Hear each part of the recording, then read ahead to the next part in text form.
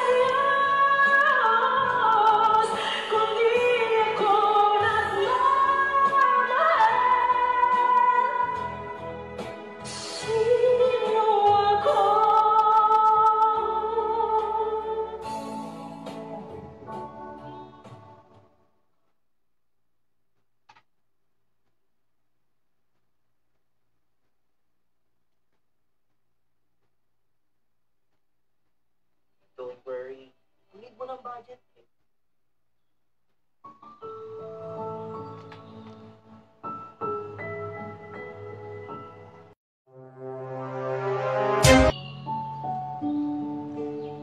isang pinagpalang araw sa lahat ng ating mga listeners, Luzon, Visayas at Mindanao. Muli na naman sumayin papawid ang tinig ng inyong lingkod at naka-live telecast po tayo ngayong araw ng Miyerkules. Dito po sa ating himpilan na CCE News, The Filipino Views Channel, at ito po inyo itong mapakinggan every ang program natin ay every Monday at every Wednesday, 1 to 2. Alauna hanggang alas 2 ng hapon ang ating programa ngayon na gaganapin. So, ako'y nagpapasalamat sa inyo at muli si Kuya Armand Arcelias ay bumabati sa lahat ng ating mga tagapagsunod, tagasunod, mga viewers natin Luzon, Visayas, Mindanao at maging sa abroad. At sa aking mga kamag-anakan dyan sa Liti, sa Davao, sa parting Mindanao, at magandang hapon sa inyo mga kaibigan natin dyan. At sa lahat ng mga CCN patrollers ako ay bumabati sa inyo at lalo na yung dito sa may taga Montalban area at yung iba pang mga nandoon sa Bacolod, sa Kamindanawan, Liti, sa mga patrollers natin at nagbibigay ng mga update ng ating mga kaganapan dito sa ating studio. At ako na may nagpapasalamat sa ating management dito sa pangunguna ni Mads Pangulima, na yan pong ating director dito sa ating programa, at magandang hapon sa kanilang team, sa aming team dito. At ako naman ay nagsisimula ngayon sa ating gampanin ang pagbalik-tanaw ng ating salinlahi. Yan po ang ating tema, ay ang sabi kasi ni Dr. Jose Rizal, malabo kang makarating kung hindi ka muna lumingon sa iyong pinanggalingan. At ang buhay natin dito, tandaan ninyo, yung napakinggan ninyong awitin kanina ay sadya kong ipinaramdam sa inyo kung gaano tayo kahalagang mag-ingat sa ating buhay, sapagkat ang ating buhay sa mundo ay ito ay pangsamantala lamang. Bukas magalawa, yun nga, ang sabi ni Kuya Kim, ang buhay natin sa mundo ay wither lang. So, problema ngayon yan, ang ating pag-usapan ngayon, kasi ang ating katawan ay talagang totoo, sentensyado na ito. Ngunit ang ating spirito, at yan po ay haharap. Marami pang mga gampanin dyan ang ating spirito once na ang iyong katawan ay magpapaalam na sa mundong ibabaw na ito. Kumusta ka? Saan tutungo ang iyong spirito after na lisanin mo ang daigdig nito? Samantalahin mo ang pagkakataon, tuklasin mo ang mga karagdagang kaalaman, lalo na itong hiwaga, lalo na sa ating kapanahonan ngayon ay nandito na po tayo sa tinatawag na kawakasan. End of times na po, mga kaibigan, ang ating kapanahonan ngayon. Kaya nga mag-ingat kayo, sapagkat ang ating buhay nga dito sa mundo ay lumilipas. Ang mundo ay isang maihalin tulad ito sa isang kulungan. Wala pang nagtatangka na lumabas sa mundong ito nga siya ay naligtas. Ngunit kapag iyong matalunton ang daan tungo sa buhay na walang hanggan, pakinggan ninyo ang programa ng Hiwaga, ang pagbalik tanaw ng ating salinlahi. At mayroon lang po akong i-remind sa inyo, mga kaibigan, na kailangan natin ay panatilihing ibalik natin ang respeto sa mga espiritu, sapagkat sila ay nauna sa atin sa daigdig na ito. Tayo ay magmula sa creations na lang tayo, kinikreate tayo, kaya tayo po ay nagiging human, yun ang formula ng ating buhay dito sa mundo. From spirito nga nakababa dito at nagkalaman tayo, at may mga proseso ang lahat ng bagay, kaya tayo ay narito. Tayo ay mga dayuhan lamang sa daigdig nito. Ika nga, tayo ay estranghero lamang sa daigdig na ito. Kaya ang ating sisikapin, ang destinasyon mo after na mawala ka sa mundong ibabaw na ito. Totoo ba na kapag ang pangangaral ng ating mga kaibigan na mga mangangaral, na mga pastor, evangelist, na papunta tayo sa kalangitan kapag tinanggap mo ang Ama, Anak at Espiritu? Yan ay may paglilinaw po natin yan, sapagkat ay kailangan natin aayusin kung talagang paroroon ka nga baroon. According to the Bible, ay nagpapahayag doon nga tayo ay papunta doon sa kalangitan. Pero medyo malaking pag-aayos na ating gagawin dyan.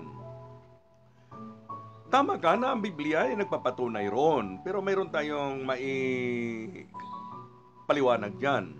Sapagkat alam naman natin ang history ng Bible, dinala yan dito ng mga kapatid nating mga dayuhan, lalo na yung mga Japhethites, yung mga mapuputi Europeans, ano?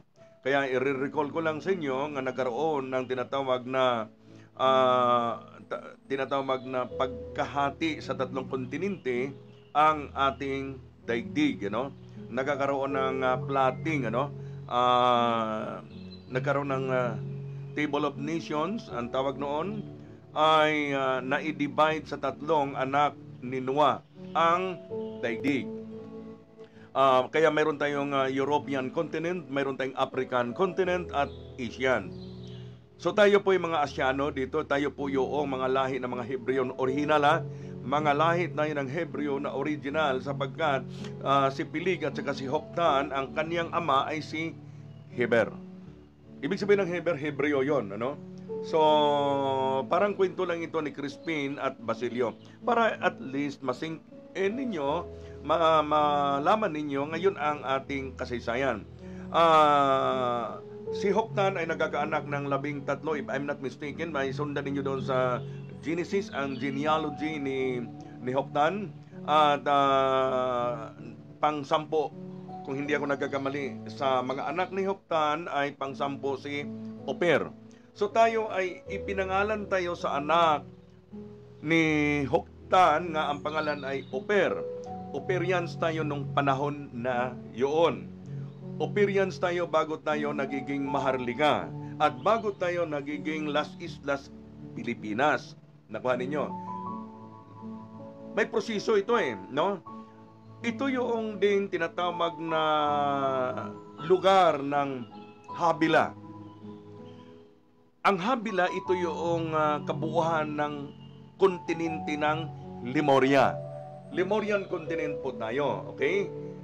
Di ba sinabi doon sa Genesis, sa chapter 2, na dinala ng ating Diyos, dinala ng Diyos ang tao na kanyang nilikha sa pamagitan ng alabok. O, dinala nga niya dito sa lupain ng Habila. Dito po yan sa parte ng dulo ng silangan. Ito na po yung lugar ng Habila na ito yung nagiging kontinente ng Lemuria sa pasimula yon. Kaya kailangan natin malalaman, uugatin natin muna ang ating pinagmumulan, ang ating pinanggalingan.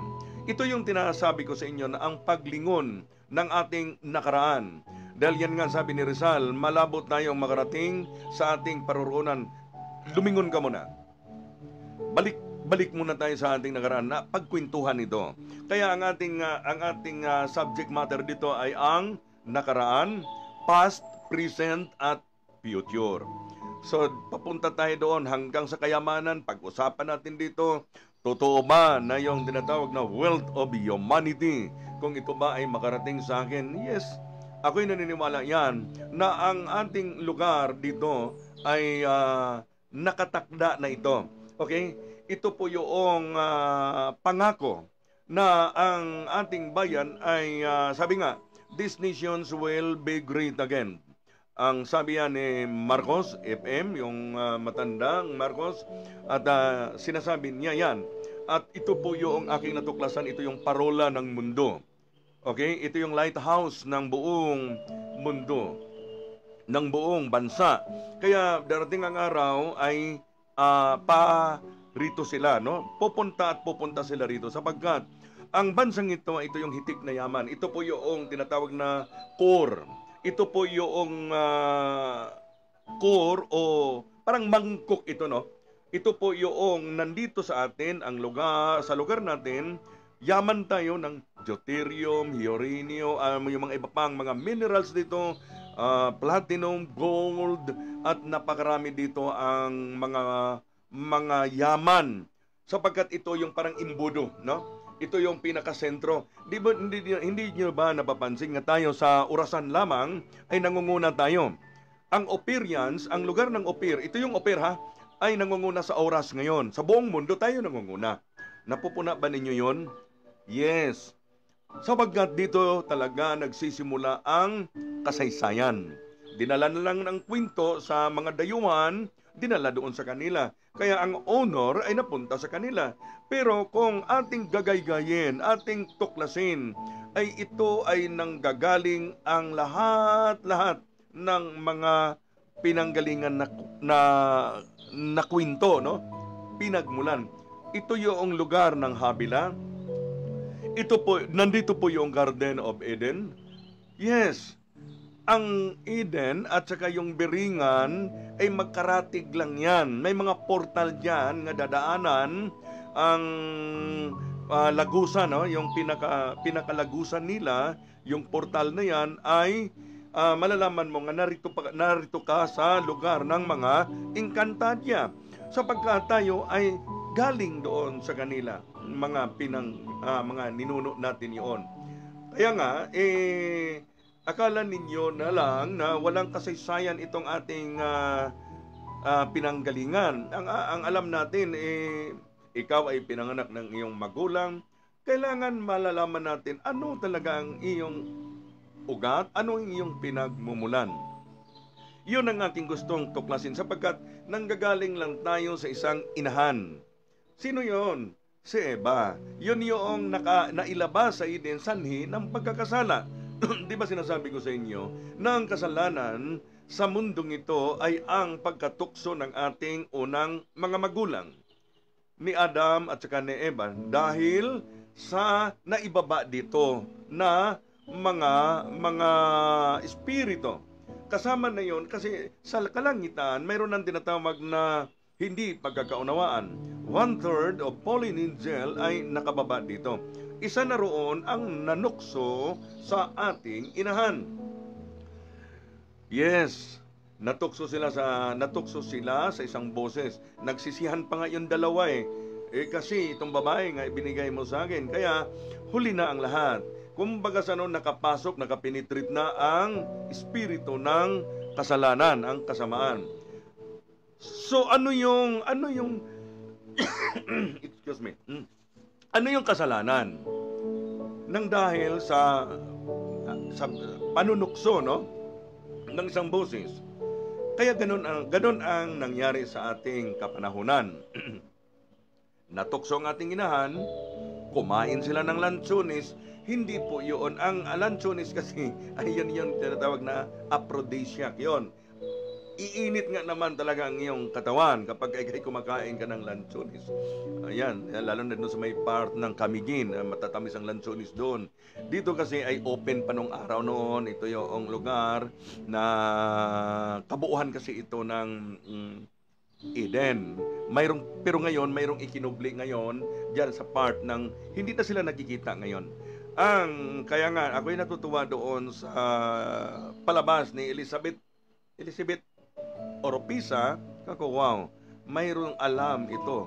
Mayroon itong alam na kwento o karanasan sapagkat nag-aastral na siya doon papunta sa lugar na yon. Lugar ng mga Encantasia. Okay.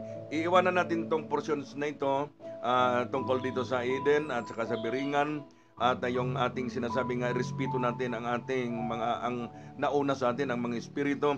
At pangsamantala muna tayong magpapakilala tayo sa ating studio at babalik tayo mamaya sa ating tinatalakay.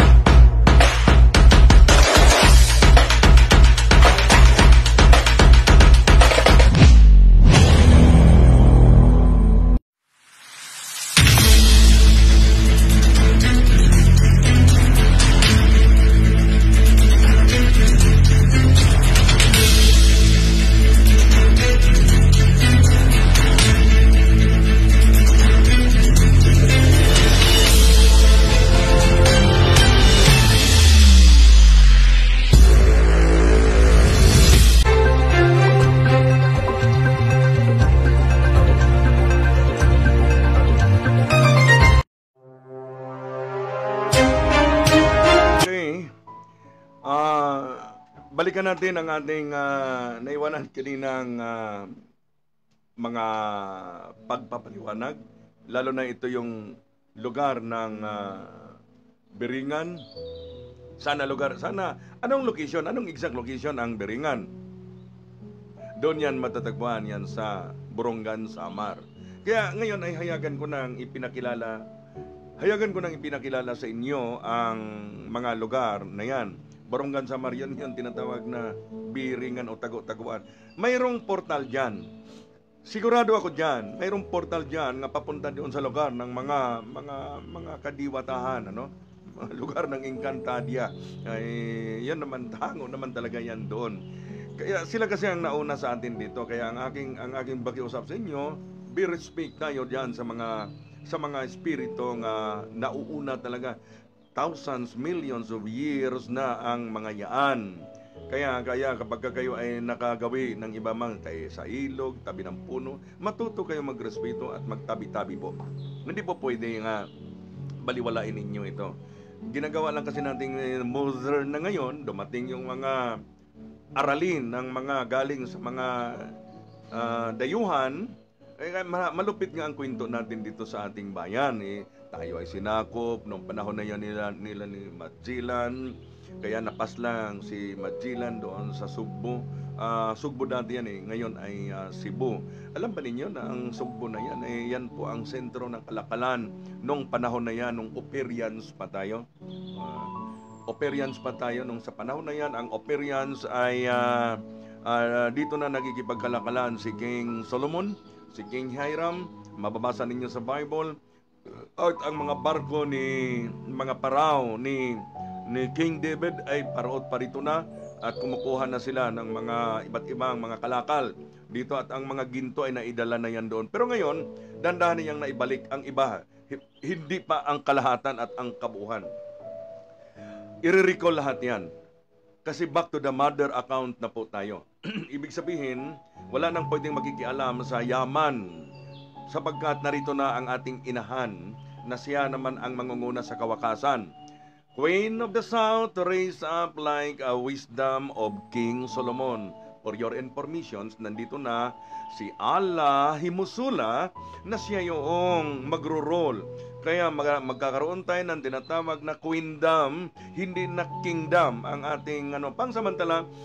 Magkakaroon muna tayo ng isang king na uupo muna dyan sa Malacanang Palace. Kaya nga, palasyo yan ng hari. Sino nakaupo dyan? Di ba sabi ko sa inyo, presidente. Nasaan ang hari ninyo dyan? Kaya kapag ito hiwaga ito yung mystery ito na kailangan ninyong susubaybayan. Dito lang kayo mag-iisip. O nga, bakit Malacanang Palace ang pangalan na wala namang hari dyan? Titulo ng isang palasyo, tahanan ng isang hari yan. Sooner or later, mayroon tayong uupo dyan nga hari. Magbabago ang lahat. Nakaproseso ito patungo sa tinatawag na divine community. O nga pala, ako'y nanamagan sa inyo, lalo na sa 110 tribes. Sa 110 tribes ay kailangan magkakasama-sama tayo. Makikipag-ugnayan kayo dito sa ating himpilan. At pwede natin pag-usapan kung paano mabuo ang 110 tribes. At ang 72 spiritual divisions ay gusto ko kayong makausap. Magkaroon tayo ng konkretong pag-uusap.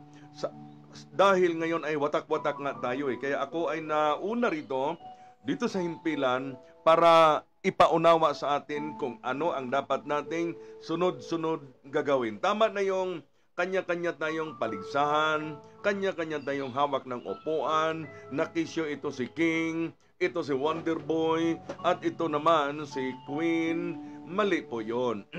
Hindi ganun ang proseso. At ang mga certifications nga pala nga kinalat na noon sa panahon ni Apo Lakay ay wala na po yun. Ibig sabihin, back to the mother account na po ang lahat. Nakuha ninyo? Kaya ito po yung nakatalaga. Destiny na ito ng ating bayan. Magbabago ang pangalan nito, no? Hindi na ito pwedeng tatawaging Pilipinas sapagkat ang Pilipinas ay hango ito sa panahon ng pananakop ni King Felipe II. Ang ating bayan ito ay babalik tayo sa tinatawag na isang pangsamantala muna bago magsabay kasi itong kingdom at saka Ang kingdom kasi ang magpapakilala sa queendom. Ang ina. Ang sinasabi ko yung Queen of the South. Ipapakilala kasi ng isang hari dyan. Kaya may proseso itong ating ginagawa. Pangsamantala, uupo ang hari natin dyan sa Malacanang. Sigurado ako dyan.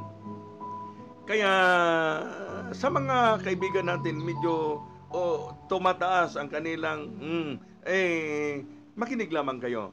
Sapagkat ito ay dahan-dahan itong magkakaroon ng kaganapan. Kaya yung mga nag-a-assume,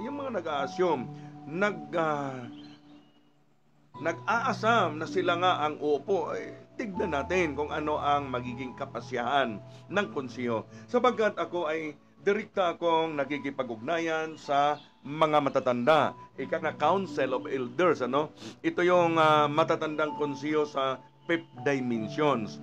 Nasa fifth dimension sila. Nakakausap namin sila sa paraan ng mga iba't ibang mga kaparaanan. Hindi ko lang mami-mention dito sa inyo kung paanong ugnayan at paano namin at nai-record ko ang lahat ng aming pag-uusap. Ika nga, through our mind at direkta na silang nagbibigay ng atas dito. At alam ba ninyo ng kaguluhan ngayon sa mundo, ito na yung tinatawag na epekto ngayon sa climate change natin dahil nga pinapabayaan na natin ang mundo, naniningil na ang kalikasan ngayon. At ang itong dilubyo nga nagaganap sa buong mundo ay patuloy ito. Talaga naman medyo kahindik-hindik ang magaganap ngayon sa bansa na ito. Itong bansang ito ay daranas din. Pero mas higit ang problemang harapin ang mga ibang bansa kagaya ng part ng Europa, Africa at yung sa Asia natin. Dito tignan ninyo ang nangyari ngayon sa China, sa Dubai at iba pang lugar, para bang hindi kapanipaniwala ang nagaganap.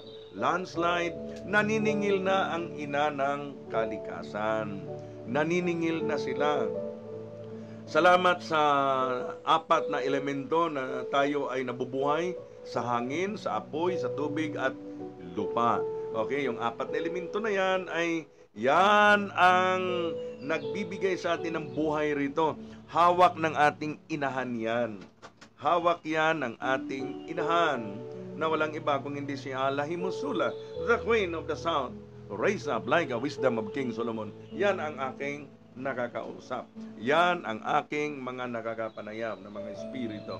So, maraming mga paraan kung papaano natin na-communicate, nakakausap, direkta ang kanilang kinaroroonan, ang Council of Elders na tawagin. So, narito na kasi siya, Siya na yung magro-roll sa lahat ng mga mangyayari. Kaya nga, ang mga account ngayon, back to the mother account na tayo. Wala na tayong yung certifications na kinalat noon, wala na yan. Dissolved na yan. Panibago na muli.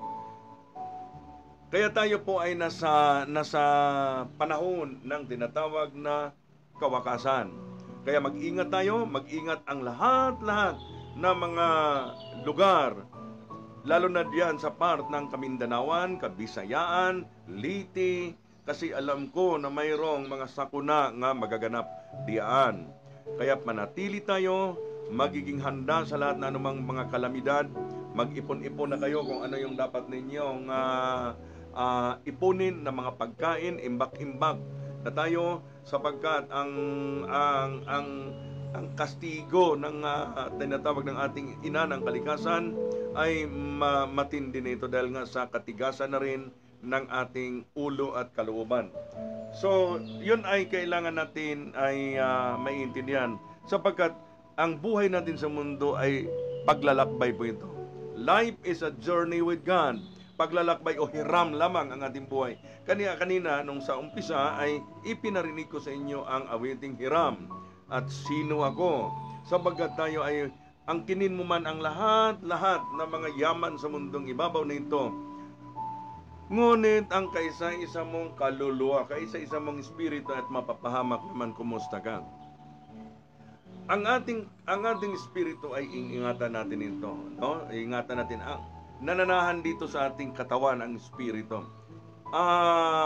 Kapag ang isang tao ay mawala na, 6 feet below the ground ang kanyang hahantungan.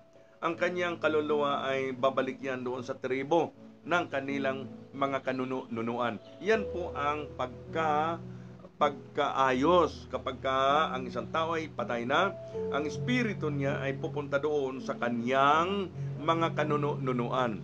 Nakuha ninyo? At nag-aantay yan ng iba pang, sa second dimensions na sila yan. Second dimensions na mga yan. So, dimensions na yan ng mga espiritu. Kaya mayroong mga nagko-control din yan. Mayroon ding mga ganap sila doon. Kaya lang dito sa lupa, tayo yung mga tao, tayo naman yung espiritong buhay. Espiritu tayong kaluluwa na laman, ano? Kaya nga dito sa mundong ito, kapag lisanin mo ng mundong ito, kasama ng iyong kayamanan, kasama na lahat-lahat, asawa, anak, panibagong kalagayan naman ang iyong kakarapin kapag ikaw ay bumalik na sa pagiging espiritu. Ang tao kapag nag-hallucinate na, palatandaan nga, magdidetach na ang kaniyang katawan sa espiritu, maghiwalay ng dalawa, nandyan na yung minsan, sabihin, nandyan na sila, sinusundo na ako. It's true, totoo yun. Naghahalusinate na siya sapagkat sinusundo na nga naman siya ng kamatayan. Ano? Kaya be prepared tayo. Ang kinin mo man ang lahat ng yaman dito sa mundong ibabaw na ito, ngunit babalik ka pa rin sa butas. Nagsimula tayo sa butas, babalik pa rin tayo sa butas. Yes, practical lang ako magsasalita sa inyo. Sapagkat ang mundong ito ay walang banal. Banal-banalan lamang tayo rito. Sex, life, and happiness lang ang ganap sa mundong ito. Anong umiral dito? Ang kulto, mga iba't ibang mga reliyon. Sikta, kulto, sikta at relihiyon. Yun naman talaga nagpapasama sa buhay natin dito eh. Kulto, sikta at relihiyon. Dito, bula-bulahan nga lang ang tao dito sa mundo. Sa mabula lang eh. Isang manluloko at isang naluluko. So, saan ka ngayon? Kailangan maiintindihan mo yan. Ito yung katotohanan, kapatid, kaibigan. Pakinggan mo ako. Talunin mo ang 10 espiritu na nanahan yan sa bawat isa sa atin. Ano yung 10 espiritu na yan? Ganito yan, ano? Kailangan yung 3 mananaig. Ano yung 3? Kailangan sangkapin mo ang sarili mo ng unawa. Unawa, katuwiran, at katotohanan. Katotohanan, unawa, at katuwiran. Pagbabaliktarin mo man yan, yun pa rin yun. Tanggalin mo sa katawan mo. Talunin mo yung tinatawag na PGH. Ano yung PGH? Puot, galit, at hinanakit. Kapag wala na sa iyo yung puot, galit, at hinanakit, at ang pagiging pagka-makasiluso, sapagkat saan ba natin namanayaan yung mga kasamaan na yan? Siyempre sa tatay natin. Ang tatay natin, ang tatay nga tumukso sa ating nanay. Nakuha niya, simpleng paliwanag yan. Naibaba dito yan. Ang ating creators ay nandoon lang yan sa taas. Nagmamasid lang yan, nakadungaw lang yan, nagmamasid lang dito. Anong nagaganap dito sa mundong ibabaw nito? Created na ang mundo bago sila ibinagsak nitong mga nagkakasala. Di ba sa Bible, sinasabi doon, 1/3 of fallen angel ay nakababa dito. So yun ang ano doon. Isa roon, si Satan o si Lucifer, yung maningning natala, bright morning star, na ibaba dito. Yan. Yun ang tumukso kay Mother Earth. Yun ang tumukso kay Eva. Yun ang ating inahan. So, ang kasalanan sa mundong ito, ang pagkakasala sa nailabas sa Eden eh. Pagkatapos, nasumpa nga eh. Nailabas sa Eden dahil sa pagkatukso at ang tumukso ay yung naibaba. So, maliwanag yon na ang nasa Kanino galing yun? Sa tatay natin. Ang pagniniigan, sa tatay pa rin natin nang galing. Tatay ng sangkalupaan yun, ang ibig kong sabihin. Entertainment nga lang ang mundo para maiintindihan natin Ay ka nga, sabi nga, PBE lang ito. Ano yun? Yung buhay natin sa mundong ito ay grabe, matindi. Parang sabungan lang ito sa kasinungalingan. Ang mundo ay isa lang itong entertainment. Kaya entertain pa more, TikTok pa more. Kaya nga, alam ba ninyo ngayon, nandito na yung artificial intelligence, AI. Ang AI ay darating nga kasi puro gadgets na ang inyong inatupag. Lalo na yung mga kabataan ngayon, nahuhumaling na kayo sa gadgets. Nandito na po tayo sa tinatawag na science law, science innovations. Ito na yung tinatawag na science law, law of attractions. Ang hindi ninyo alam, mayroon din tinatawag na law of distractions. I-distract lahat ng ang mga bagay sa mundong ito. Kailangan nating malalaman yan bago tayo papasok sa divine program. So, yun na yung ibig ko sabihin sa inyo.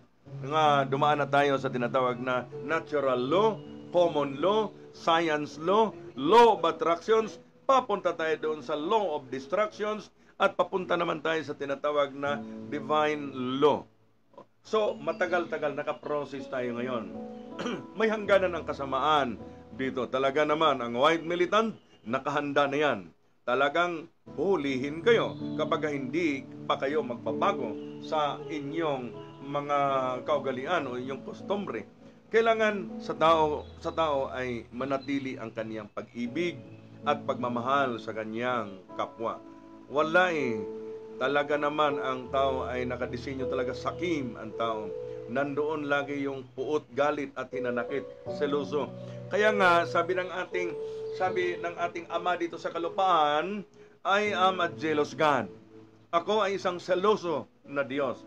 Siya yan ang gumaganap dito. Ang Ama, dalawang Diyos ang sinasabi ko sa inyo.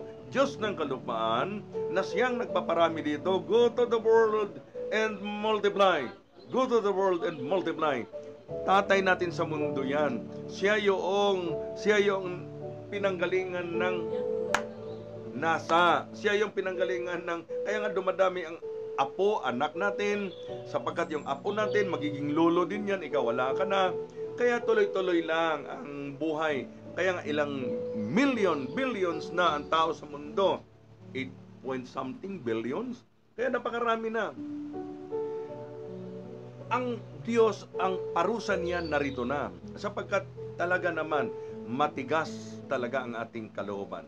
Laging tandaan ninyo na tayo naglalakbay lamang dito, hiram lamang ang ating buhay sa daigdig nito. Kaya nga, sadya kong pinaparinig sa inyo kanina, hiram sa Diyos, sapagkat yan naman talaga ang katotohanan sa ganap ngayon ng ating kapanahunan. Mag-ingat tayo dahil ang mga sakuna ay paulit-ulit na nagkaroon na ng tinatawag na shakening, nagkakaroon ng mga dilubyo, giyera, ito naman yung mga labanan, mga famine, lahat ng yung distractions na talaga ang mundo. Kaya nga ito na yung tinatawag na law of distractions, i-distract na talaga. Nag-i-eliminate na talaga ang mundo, no? Dahil nga sa ating pagwalang pagpapahalaga sa apat na elemento. Ano yon? Ang hangin, nalalason na ang hangin. Ang lupa, hinuhukay na natin. Kinukuha na yung yaman. Ang karagatan, ganun din. Ang kabundukan, kinalbo na natin. Ay di, ano nangyari? Baha ang nagaganap sa ating kapaligiran. Kaya nga kailangan natin ay ingatan natin ang ating inang bayan, ang ating kalikasan. Kaya nga ang ating ozone layer ay butas na. Para bang naulit sa panahon ng Nibero.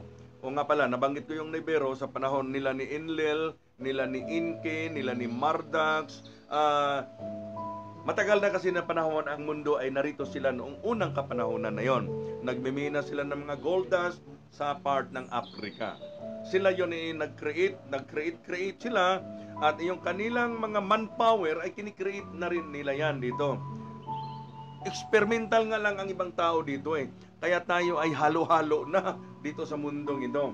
Akala ninyo, doon lang kay Adam and Eve, marami ng mga taga-Niberians, mga Nephilims, na mga giant. Kaya nga doon nagkaroon ng galit ang Diyos, kaya nga nagpabaha siya no, sa panahon ni Sayosodra o siya si Noah. Kaya nakukuha ninyo, ang Sumerian tablet ay matagal na yan. Kaya kung ating titignan, ang Bible lang ang ating pagbabasyan na 7,000 years ago, millions na ang tanda ng mundo. Kailan lang ang dami na nating mga fossils dyan nga nahuhukay. Kaya maraming palatandaan ang siyensya, nagpapatunay na talagang matanda na ang mundo. Kaya medyo ayusin natin, ito yung ating kapanahonan, itutuwid natin.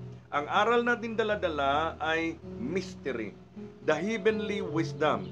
Aral ito ng katanghaliang tapat. Kapag katanghaliang tapat, wala ka ng shadow o anino. Tapat ka na eh. Kaya nga ito yung tinatawag na the light known wisdom. Ang parabol ay sa panahon ni Kristo Jesus yun. Parabola, mga himala. Sa panahon na yon, gumagawa siya ng mga himala sapagkat siya lang noon ay ang kinikilala. Wala pang, siyempre, kapag ikaw gumagawa ka ng himala, di ba, ang dami na ngayong mga ilusyonista. Kamakailan lang, nakikita ko, mayroon ng kayang taong naglalakad sa tubig, lumilipad. So, paano ngayon yon? Sa panahon walang karibal si Kristo, siya ay nag-perform nung unang kapanahonan. Kaya tinatawag nga siya ng Panginoon at Diyos. Why? Sa kababalaghan nga namang ipinakita niya sa panahon na yon. Nakuha ninyo. Kaya kanila ang mundo. Si Jesus Christ, siya yung tinatawag na nangunguna rito. Napasukungan niya ang mundo eh. Siya kaya yung tinatawag na yung root spring ni David. Siya yung galing kay David. O, di ba? I am the root spring of David. Siya yung ugat, no? Kaya nga siya ipinanganak ng madaling araw. Morning star ang tawag niya. The bright morning star. Bright morning star. Liwanag lang siya sa kadiliman. Hindi pa talaga totally na liwanag. Ang aral ngayon ay nasa mystery na tayo, sa hiwaga. Scriptura sola na ngayon ang ating ngayong ginaganap ngayon. Kaya matutupad yung nakalagay sa Hebreo chapter 8. Basahin niyo yung chapter 8 magmula ng chapter 7, verse 7 pababa. Kaya ang unang tipan at pangalawang tipan ay magkakaroon ng tinatawag na Book of Redemptions na po yan. Yung mga aklat na yan. Papasok na tayo sa tinatawag na pangatlong covenant. Third covenant na po tayo kasulukuyan. Kaya ako ay nagsisikap sa inyo na iparating itong mga mensaheng ito. Sapagkat nasa kawakasan na po tayo, tandaan ninyo lagi na hiram lamang ang buhay natin. Bukas makalama, malisanin natin ang mundong ibabaw na ito. Kumusta? Ano ang legasiya na iyong iwanan? Anong legacy na maiwanan mo sa mundong ito kapag wala na tayo? So, kailangan ito yung aking bilin sa inyo. Manatili sa inyo yung pag-ibig, pagmamahal sa ating kapwa. Laging tandaan ninyo, ang pag-ibig ay demonstrations po yun. Ang pag-ibig ay kailangan actions po yun. Kailangan maging bukas lagi ang iyong puso, ang iyong isipan, ang iyong mga kamay sa pagtulong sa mga nangangailangan. Dahil kapag kakabatid, yan ay iyong magagampanan, tiyak lihim kanyang gagantimpalaan sa kabutihang iyong ginagawa sa iyong kapwa. Yun yung ibig sabihin, essence ng pagmamahal, pag-ibig. Mahalin ninyo ang inyong mga magulang, pahalagahan ninyo ang inyong mga inay, ang inyong mga tatay, sapagkat naghirap kaya sila para i-asimbol ka. Pinagpapawisan ng mga yan. Lumabas ka sa sinapupunan ng iyong nanay. Ito, ikan lang naman talaga dito ang mundo eh. Sabi ko sa inyo, 6 life and happiness lang tayo rito eh. Diba? Kwarto-kwarto lang ang mundo. Pag ginagawa ka ng tatay at nanay mo, papasok sa isang saradong kwarto. Minsan napupunta pa ng sugo. Ang dami nag-aasimbol doon. O di, lalabas doon. Thy womb of thy mother. Lalabas ka doon sa isang butas. Babalik ka rin sa butas. Ganun lang yun eh. Kaya nga, sabi nga ng aking mga kasama, talagang prangkahan lang tayo magsasalita. Wala naman talagang banal dito. Kailangan ma-oversay mo lang ang mundo at kailangan malalaman mo lang, ikan lang talaga ang mundo sa totoo lang. Kaya nga, entertainment lang nga lang ang mundo dito eh. Kaya bakit naman kasi pinauso yan ni Kuya Germs, Herman Moreno? That's entertainment. Ay, nako kaibigan, kapatid. Sabungan lang talaga ito ng kasinungalingan. Kaya kailangan malalaman mo. Maunawaan mo, unawa, katwiran at katotohanan. Unawa, katwiran at katotohanan. Tanggalin ninyo yung PGH, puot, galit at hinanakit. Kaya ito yung aking programang ito. Pagmumulat ito ng ating hinaharap ngayon, magiging marespeto na tayo sa ating mga magulang, ating mga kapatid, sa ating mga kababayan. Panatilihin natin ang ating pagmamahal sa kanila. Sapagat importante yun. Manatili tayo riyan sa bukas ang ating puso at isipan. Tumulong tayo sa ating kapwa. Wag na natin pairalin yung galit at hinanakit. Puot, galit at hinanakit. Hindi po maganda po yun para sa atin. Kaya ang aking tagubilin sa inyo ay lagi ninyong subaybayan ang ating programang ito at ipapaliwanag ko sa inyo kung paano nag-exist. Okay, may oras mo naman tayo. Ang unang hari natin dito na si King Bernardo sa panahon sa panahon ng Maharlikans pa tayo. Sapagkat ang bansang ito nung nalupig na tayo sa mga dayuhan ng mga Kastila 1521 ay narito sila at yun na ngayon lumaganap na ang aral nila. Dinalhan tayo ng Biblia. Ang Biblia wala akong against dyan. Pintuan yaan. Daanan yan para malalaman mo na mayroon talaga tayong Diyos na dapat sambahin sa Espiritu at katotohanan. Ang ating mga ninuno nung araw, during Macabillion time pa, Highlander time pa, ay sila ay nagsisiga doon sa kabundukan. At tumatawag sila Bathala. Okay? Mga ani-anito. Yan lang ang alam nila. So, binago lang yan ng ating kasulukuyang kapanahonan. Kaya ang ating mga katutubo, nung dumating na ang mga nasa kapatagan, akyat naman sila sa kabundukan. Yun yung mga tribo na yan. Kaya nga, i-recall natin sila. Yung 110 tribes ay kailangan mapagsama-sama natin yan at ang mga 72 spiritual division mag-usap-usap tayo para malalaman natin ang programang paparating sa bayang ito. So, importante yan sa atin. Lingon tayo sa tinakaraan, sapagkat ang sabi ni Rizal, ang sino mang hindi marunong lumingon ay malabong makarating sa kanyang paroronan. Hiram lamang ang ating buhay. Pahalagahan natin ang ating buhay dito habang tayo ay narito pa sa mundong ibabaw na ito. Tuklasin mo ano ang lihim, ano yung hiwaga, ano yung lihim ng nakabalot sa mundong ito. At ang aking bilin sa inyo, ang mga espiritu, may hawak yan. Espiritu na ang kapangyarihan ng tubig, ang apoy, ang lupa, mayroon yan silang kaya nga naniningil na sila ngayon baha dito, sunog doon, lindol dito. Kailan pa ba tayo magigising? Pagkatapos ang kaligtasan natin ay nako, anak, ama, anak at espiritu. My gosh, hindi ka mabubuo sa mundong ito. Sabi naman nila, Pastor, sabi naman nila, Pastor, hindi daw kasama ang ina sa kaligtasan. Hindi pwede yun. Saan ka ba isinilang? Dumating ka ba sa mundong ito na wala kang ina? Ang tawag sa iyo ay anak sa buho. Hindi po pwedeng alisin natin yan. Ang ama, ito yung kalangitan, simbolismo ito ha. Langit at lupa. Okay, langit at lupa. We are children. Ano? Tayo yung mga anak nila. Ng ating Mother Earth.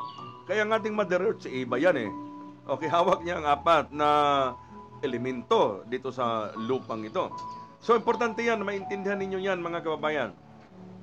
Hawak niya, ito yung nagsisimbolo ng langit at lupa. Sila yon yung Mother Earth at saka yung Father in Heaven. Okay, yan yon. Kaya sinasabi ko sa inyo na kailangan natin maintindihan. Ang kaligtasan ay kailangan babalik muna tayo sa Eden. Babalik muna tayo kung saan nakalabas ang ating inahan. Walang direkta sa langit, walang hagdanan papunta roon. Baka sa sa Eden. Doon muna tayo babalik. Kung saan nakalabas ang ating inahan, babalik muna tayo sa return to sender muna tayo. Babalik muna tayo roon. Hindi po pwedeng hindi tayo babalik doon. Saka tayo hanapin ang hagdanan papuntang langit. May mga instruction sa akin ng Espiritu. Kaya nga ito, ang kaligtasan nga dala-dala nila, Ama, Anak, Espiritu. Saan si Nanay?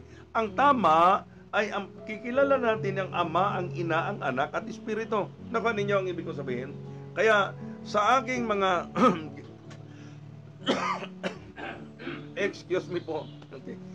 So salamat sa mga medyo masama lang ang templada ng aking kasulukuyang kaya medyo paos-paos man, kaya hindi ako pwedeng makapagbigay sa inyo ng awitin. Kaya nga kanina naghandog ako ng isang awitin, yung hiram sa Diyos ay napakahalaga yon. Pagbulay-bulayan ninyo ang lahat ng mga bagay nito.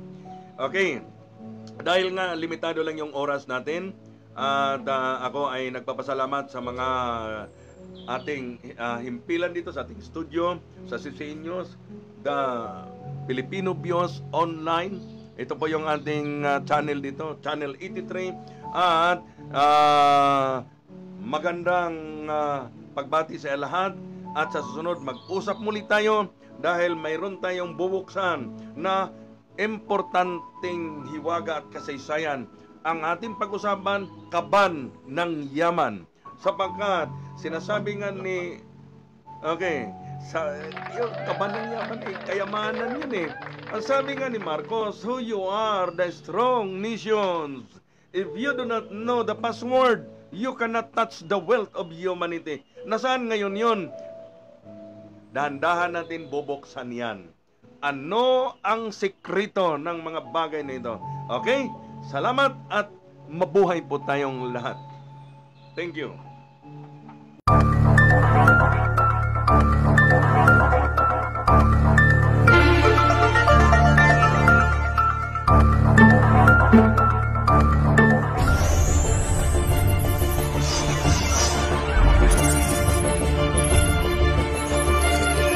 Sa wala ng ating CGN, FBI, Central Communication Network Incorporated, pagsunod sa komunikasyon ng neutralidad, pagtupad sa paghatid ng balita, pagkawalang kinikilingan, CCN News Filipino News Channel TV 83.